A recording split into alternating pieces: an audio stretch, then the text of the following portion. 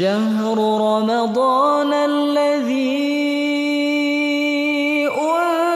أنزل فيه القرآن.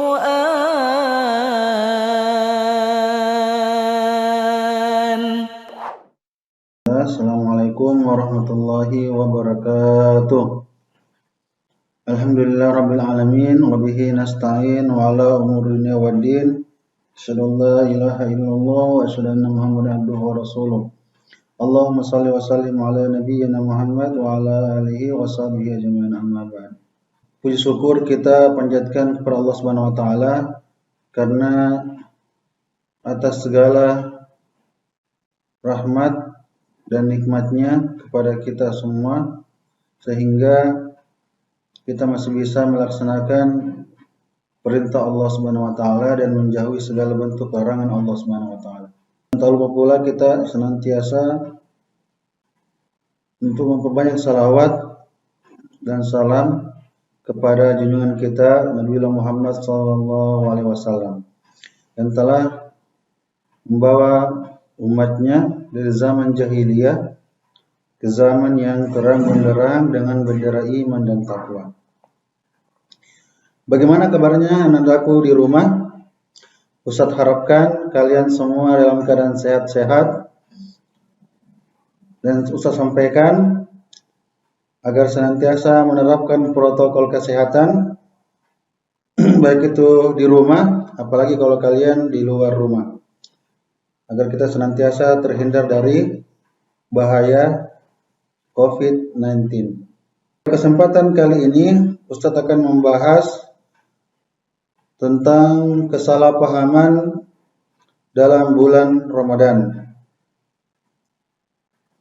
Karena anandaku semua, ya, kita ketahui bahwa bulan Ramadan itu ketika kita berpuasa tidak hanya sekedar untuk menahan dahaga maupun lapar, tetapi juga untuk menahan diri kita dari hal-hal yang dapat membatalkan puasa kita atau mengurangi pahala puasa kita.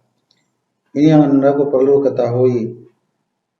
Ini penting karena bulan Ramadan itu anakku semua adalah waktu kita untuk berlomba-lomba melakukan kebaikan, berlomba-lomba untuk melakukan amal kebaikan dan mengejar pahala yang berlipat ganda.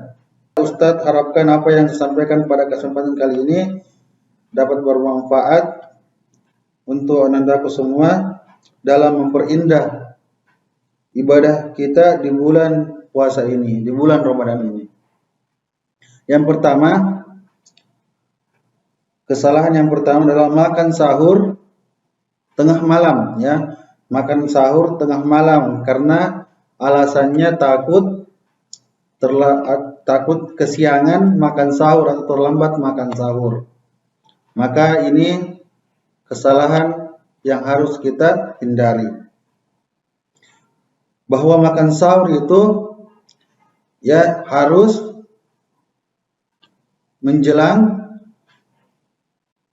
waktu subuh. Itu utamanya, ya.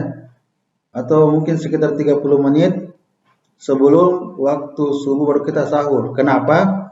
Supaya kita tidak terlalu sulit untuk menunggu lagi masuknya waktu subuh. Karena kalau kita terlalu cepat makan sahur, maka kita akan kesulitan untuk menunggu waktu subuh. Akhirnya kita tertidur dan anak-anakku ketinggalan untuk melaksanakan sholat subuh. Rasulullah bersabda dalam sebuah hadis, makan sahurlah kalian, karena sesungguhnya dalam makan sahur itu terdapat berkah.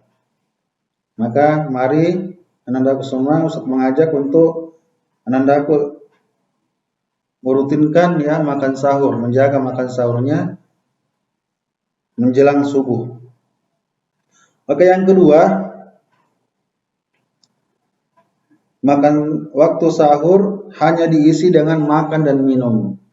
Ya, jadi anak-anakku semua, waktu sahur itu jangan hanya makan dan minum saja yang dilakukannya, tetapi bisa juga tilawah, ya, bisa juga berdoa, ya, memperbanyak doa, karena waktu sahur adalah waktu yang mustajab untuk berdoa. Maka anakku semua diharapkan untuk berdoa di waktu sahur. supaya apa yang anandaku doakan itu insya Allah dikabulkan oleh Allah Subhanahu wa taala. Dan jangan lupa untuk melatih diri untuk sholat malam ya. Ya mumpung di bulan Ramadan ini ya kita lebih termotivasi untuk beribadah, maka anandaku coba untuk melaksanakan sholat malam. Minimal 2 rakaat dulu ya, minimal 2 rakaat. Anda rutinkan sholat malam 2 rakaat. Nanti kalau sudah biasa 2 rakaat baru tambah lagi 2 rakaat menjadi 4 rakaat, 2 rakaat, 2 rakaat. Ya 2 rakaat, 2 rakaat jadi 4 rakaat. Nanti kalau bisa lagi sudah terbiasa dengan 4 rakaat maka tambah lagi ya. Semakin banyak semakin bagus. Tapi yang ketiga, tidak menunaikan sholat ketika berpuasa. Ini juga kesalahan sangat besar ya. Dengan alasan capek lah, loyo lah, meninggalkan sholat. Padahal itu sholat adalah kewajiban yang utama. Sama dengan kewajiban berpuasa. Ya kita diwajibkan 5 kali sholat sehari semalam. Ya maka ini anandaku ya jangan jadikan puasa sebagai alasan untuk meninggalkan sholat. Itu sungguh tidak benar. Ya perlu anandaku pahami ya. Selanjutnya dia mengutamakan salat subuh ya seperti salat tarawih. Jadi kalau salat tarawih dia semangat sekali pergi salat tarawih, pas salat subuh bermalas-malasan. Nah ini dia tidak boleh seperti itu ya. Salat subuh itu lebih utama daripada salat tarawih. Jadi yang lebih baik itu adalah anandaku semangat salat tarawih, semangat juga salat subuh. Ya, jangan sampai kita salat subuh ketidurannya setelah makan sahur. Maka ini dihindari ya anandaku semua. Karena salat subuh itu salat subuh itu salat sunnahnya saja 2 rakaat salat sunnah sebelum subuh itu lebih baik daripada dunia dan seisinya. Ya. Mau lakukan saja dengan seisinya itu pasti bahagia sekali kalau dapat gitu. Apalagi ini dunia dan seisinya ya. Maka itu lebih baik lagi. Yang kelima, bermalas-malasan di siang hari. Nah, ini ya. Saya harapkan anandaku ya jangan bermalas-malasan ketika berpuasa apalagi di siang hari ya.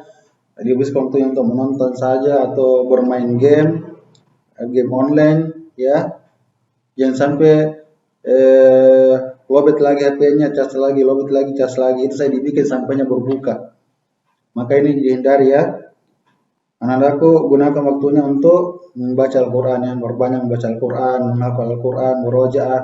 Itu yang kalian lakukan di bulan puasa ya, ketika sambil menunggu untuk berbuka puasa, bukan hal-hal yang tidak bermanfaat. Memperbanyak tidur di siang hari. No. Ya, jangan perbanyak tidur di siang hari ya. Jangan jadi karena hadis yang menyatakan bahwa tidurnya orang berpuasa terlalu ibadah, maka itu hadis yang dhaif ya. Jangan diikuti. Jadi boleh tidur tetapi jangan kebablasan ya. Tidurnya dari subuh sampai menjelang buka itu ya kelebihan dosis ya tidurnya. Jadi tidurnya boleh tidur tetapi jangan terlalu lama. Ya 1 jam ya. Tidurnya mungkin tidur siang ya 1 jam. 1 jam saja. Sudah beraktivitas lagi seperti biasa. Perbanyak ibadah ya itu intinya. Selanjutnya menganggap imsak tidak boleh lagi makan, minum. Ini juga keliru ya anandaku semua.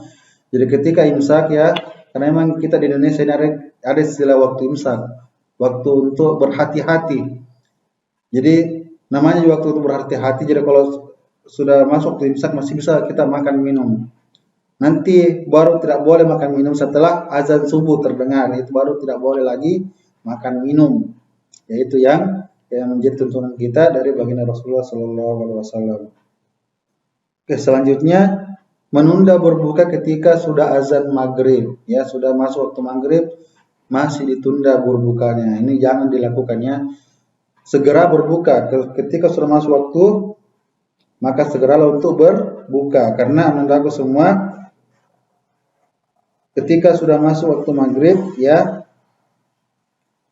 kita diperintahkan untuk berbuka ya, menyegerakan berbuka sebagaimana hadis Rasulullah yang mengatakan bahwa yang artinya senantiasa manusia itu di dalam kebaikan selama menyegerakan berbukanya. Ya, maka Anda semua apa yang saya sampaikan tadi ya, hal-hal yang kesalahan yang sering dilakukan pada saat bulan Ramadan, bulan puasa, maka itu kita hindari supaya bulan Ramadan kita ini marak, lebih berkah, lebih banyak lagi pahala yang kita bisa panen di bulan Ramadan ini. Itulah yang saya sampaikan pada kesempatan kali ini. Semoga bermanfaat untuk semua, khususnya Ustadz juga ya. Jadi bukan hanya sekedar untuk anandaku saja, tapi untuk Ustadz juga, supaya lebih baik lagi di bulan Ramadan ini. Ustadz tutup dengan membaca doa kafaratul majelis. Subhanakallahumma wa bihamdika asyhadu an la ilaha illa anta astaghfiruka wa atubu ilaik. Assalamualaikum warahmatullahi wabarakatuh.